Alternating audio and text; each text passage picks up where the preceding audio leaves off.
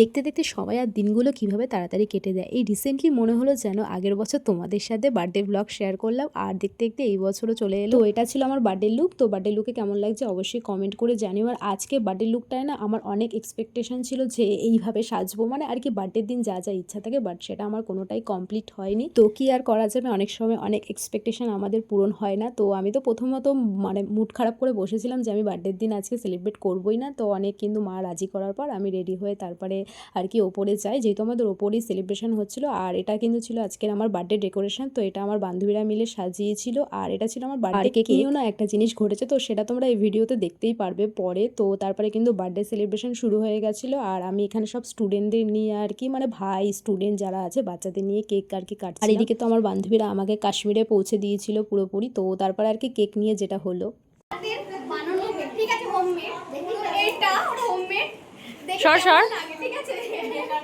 তো ভালোই